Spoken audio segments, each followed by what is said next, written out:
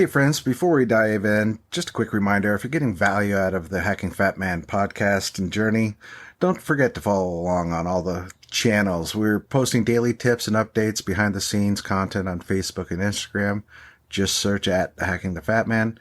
And a full podcast episode, transformation deep dives, hit up the YouTube channel, also at Hacking the Fat Man. And please hit that subscribe button. All right, let's get hacking.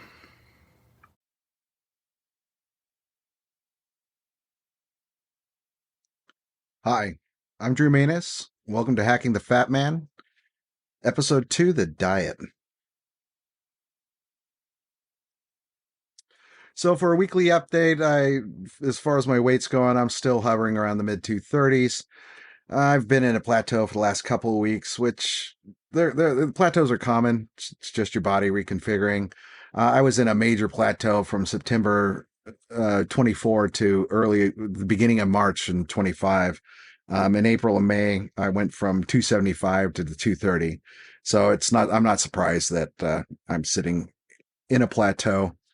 I've also added some light exercises. Up until the last couple of weeks, I hadn't even started to do any exercise at all. I didn't want to try to outwork out my diet. I wanted to know the diet is working, but I've started adding some light, just old man chair yoga, countertop push-ups and squats, that kind of thing.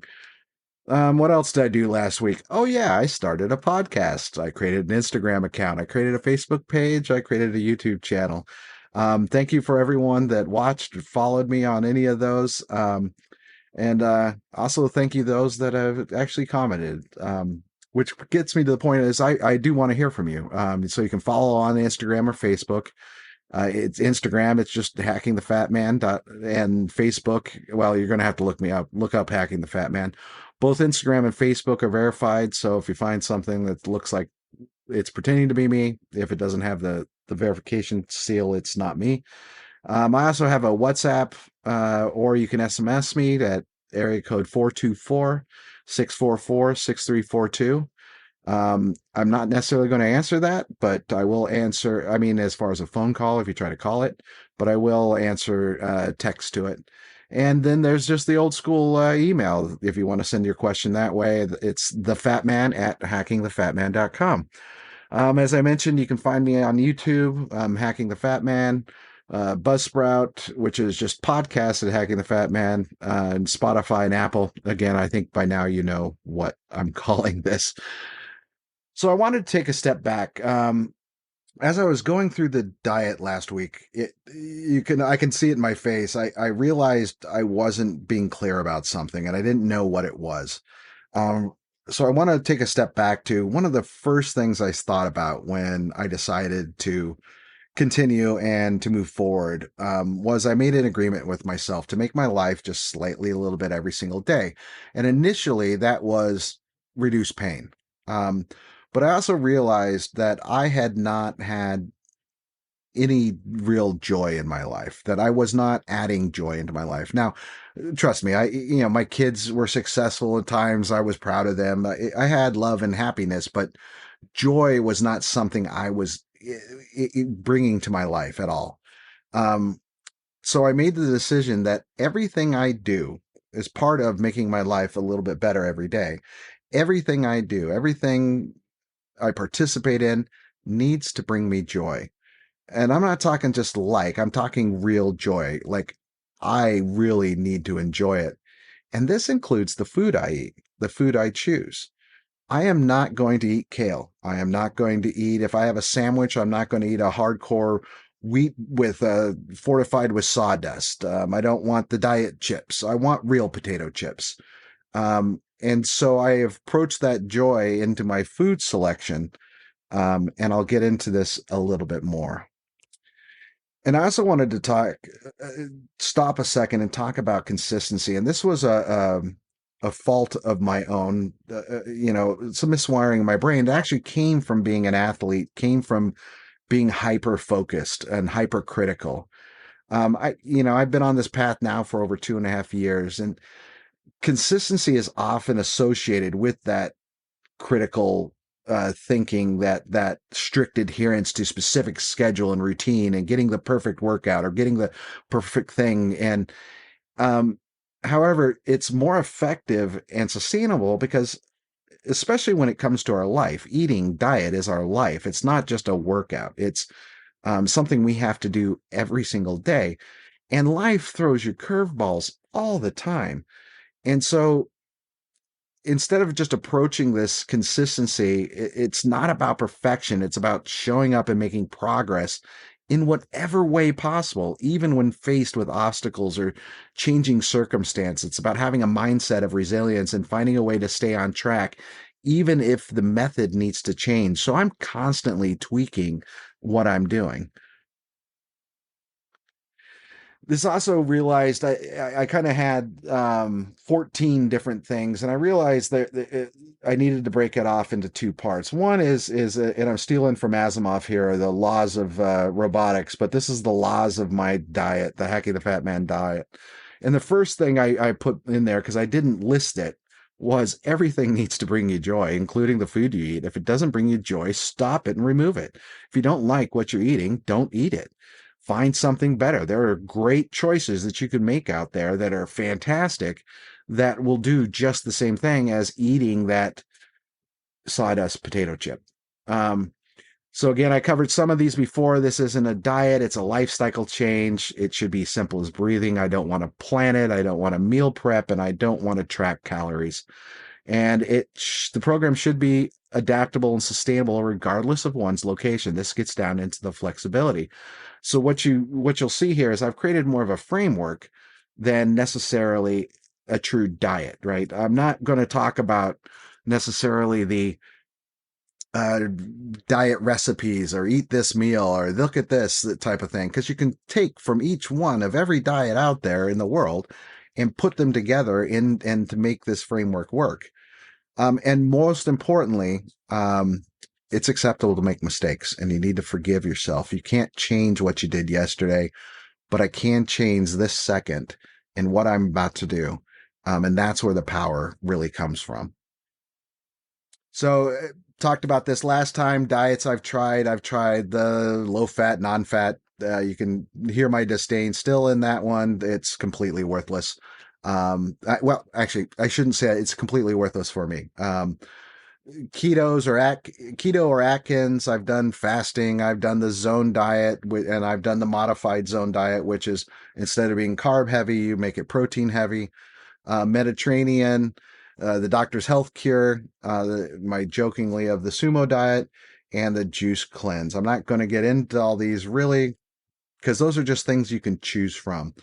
Um, I do want to take a note on keto. So I did get some Fido. Awesome. You got to love it that Drew can speak well. So, a note on keto. For those of you that don't know, keto is a metabolic process where the body uses fat instead of carbohydrates to burn energy or create energy. This occurs when the body has limited amounts of carbohydrates, right? So, basically, you fast. Your body burns through all the carbohydrates that's in your muscles and in your bloodstream, and will slowly start to use fat as an energy source. And it's a great way to burn fat. However, and I found this myself, I've mentioned my gout, my struggles with gout is especially at the very beginning when you get into ketosis, um, which is the burning of the fat. It can raise the uric acid levels and cause gout. It also can lead to kidney stones. And while keto doesn't necessarily affect gallstones, the rapid weight loss can lead to gallstones. So when I say the word keto or I write the word keto here, I'm talking about the food that makes up the ketogenic diet, not ketosis itself. In my diet, I very rarely, if at all, get into ketosis. I maybe if I've gone Monday pretty good on I've done the full fast, and Tuesday I've done a decent micro fast, and Wednesday I'm now moving into a little bit more caloric, but still a keto diet. Maybe by Wednesday night I get into ketosis, but however, I am not trying to get there at all. And like I said, I seriously doubt I ever really get into ketosis. However, ketosis still works for some. If you're interested in it, you can research the cyclical keto diet, CKD. It's actually one of I had used it in the past and was one of the basis for the beginning of this where, hey, I don't have to eat the same diet every day. So CKD, you basically do 5 days of ketosis and fasting first, then keto, and then Saturday and Sunday you give yourself more carbs, and it allows you to reset and get ready for the next week. So this is very similar to the cyclical keto diet, but it's not. I'm still not relying solely on keto.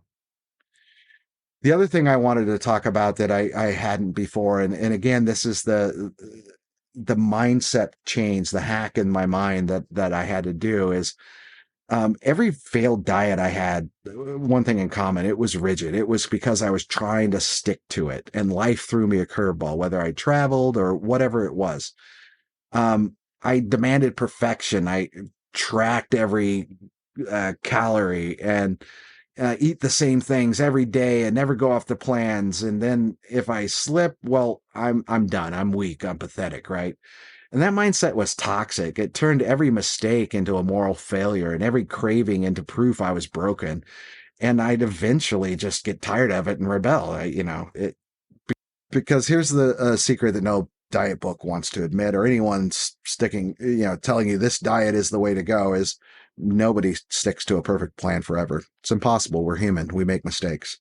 Life happens, work gets crazy, your kids get sick, you travel, you forget to prep, you don't have the food, you get tired of eating the same damn thing over and over again. And if your whole plan falls apart when one variable change, it's not a good plan. So I learned to give myself grace. I don't regret a single failed diet. I Each one taught me something, and I learned something from it every single day. Each one showed me another piece of how my body worked and how my brain responded. And now I don't think of myself as someone who's failed 30 some odd diets. I think of myself as someone who ran 30 experiments and finally built something that worked. Covered this in the last episode. The Hacking the Fat Man Diet Framework. I've shortened this down a little bit to focus more on the exact schedule and diet. Is I'm only going to do one fasting day per week. I can't fast, a whole week or 3 weeks like I used to do. I'm definitely not binging and purging. Um, I'm only going to do, I put 3 days there, but I'm going to be honest. I'm probably, if I do 1 or 2 days max of micro fasting, which is keeping my calorie intake below 1,000 calories per day. So Monday is 0, and then Tuesday is 1,000 calories, maybe Wednesday as well. And depending on how I'm feeling throughout the day, regardless of whether I'm micro fasting or fasting or eating keto or zone or whatever I've told myself is, I will adapt depending on what my body start or feels like or is telling me. Listening to my body is one of the keys. Also, vegetables don't count. It's physically impossible to eat 2,000 calories of raw vegetables. Um, I have spinach, frozen spinach, and broccoli in the fridge. Carrots and fresh broccoli I'll consume whenever I need it. But when in doubt, stick with your green leafy vegetables. They're the better for you, or at least that's what I'm trying to do. On breakfast, while I'm trying to minimize my calories, I am trying to make sure that I'm not starving myself to the point that the body is um, starting to retain calories. So I will use the juice diet, which is literally, I have something like this with me. Going to go ahead and take a sip. This is a can of sparkling water with 14 calories of juice in it.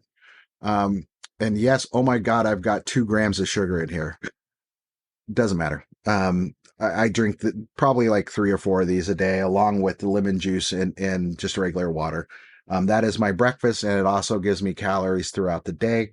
It's a way of fooling the body into believing that it's getting more calories than it is, and so that it doesn't try to hold on to the calories and turn them into fat.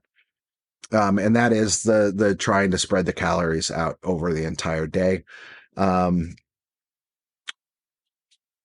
So using those failures as framework, I came up with my diet, and I've talked a little bit about this.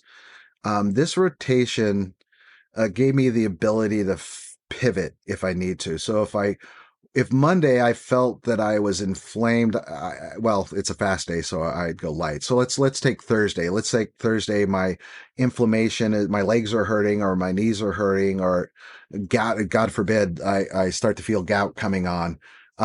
And Wednesday's a keto day. If I'm feeling gout coming on, I'll just go ahead and switch to the zone and give myself some carbs to make sure that it doesn't get the gout doesn't get triggered. Um, and if I felt good on a Friday, like I'm not really that hungry, I don't, I list 1,800 calories there for Friday and Saturday, and I need to read this out a little bit for those that can't see the slides. Um, but if like Thursday and Friday, Saturday and Sunday, I have 1,800 calories as my max. If Friday I'm feeling not hungry, and I don't feel like eating, I made it drop that down to 1,000 calories on. So the schedule is, I should start there. A Monday is a fasting day, 0 calories. Tuesday, I microfast. That's somewhere between 500 and 1,000 calories. Sometimes I'll go up to 1,200, but 500 to 1,000.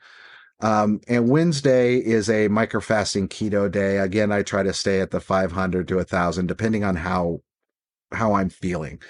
By Wednesday, I tend to start getting a little bit hungry, and so I do go above the 1,000 calories. That's why I'm kind of saying that the micro fasting, I'm not really doing 2 days of micro fasting. Thursday is, again, just depends on what I'm feeling, but I'll try to continue to do keto, but I will more than likely go to the modified zone, which is, again, the protein heavy, 40% protein. Actually, I do probably more 50% protein, and then more fat, the balance between fat and carbs. Um, Friday and Saturday is also the modified zone diet, getting up to 1,800 calories. And Sunday is just whatever I feel like. Like today, I had a nephew's birthday. Happy birthday, Grayson.